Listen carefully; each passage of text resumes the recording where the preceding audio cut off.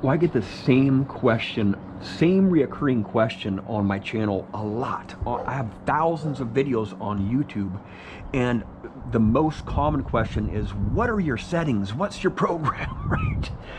I couldn't tell you. I'm always changing my settings to adapt to the conditions for the day or to that site for the day. You know, this test garden that I have right here, I have some coins in the backyard, some other places too. And I'm gonna tell you, this test garden changes all the time. I can bring a metal detector out here with the same program, same coil, once a month for 12 months, and I'm gonna get completely different results with those same settings, right?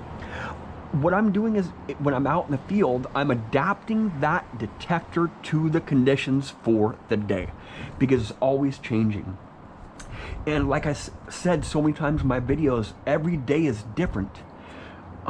If you can understand and grasp just this one concept in metal detecting, it will rapidly increase your rate of learning, just exponentially.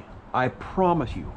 And it took me many years to figure this out, and it takes a lot of people, other people, many years to figure out. The ground is always changing. There are earthworms, there's grass roots, there's the thawing and freezing, and there's saturated soils, flooding, drying, cracked soils. This ground is changing all of the time. This ground is different from this ground. This ground is different from this ground. And that ground over there has a lot of roots. He has a lot of EMI over there. So each spot, I have to change my detector to adapt to that site. And you have to accept that you have no control over the rain. You have no control over the EMI. You have no control over the hard concreted ground. You have to adapt to it. Maybe not hunt there, or change your detector, change your coil. And I'll give you a few examples here. Let's say the beach, you know, the ocean.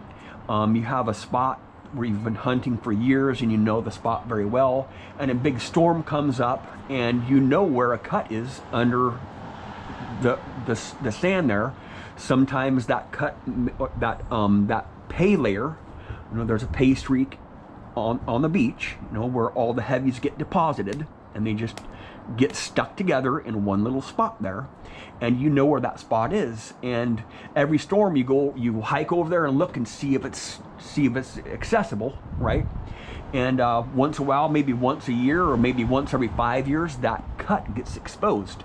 And when that does happen, you see a flock of metal detectorists over there like flies on shit, or like wolves on a bloody carcass.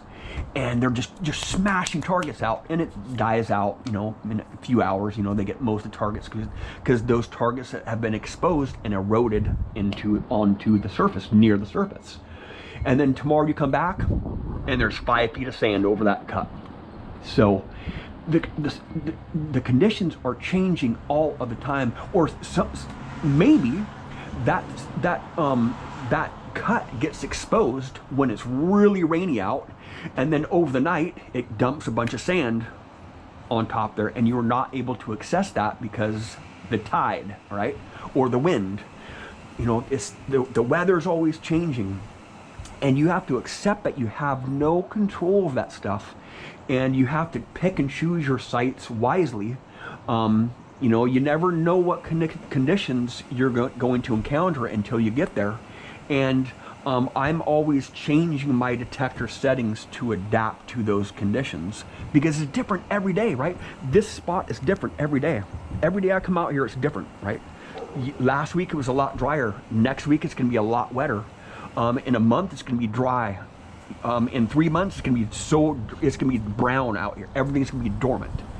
You know, about a month ago, it was freezing in the morning, and there was a little bit of snow.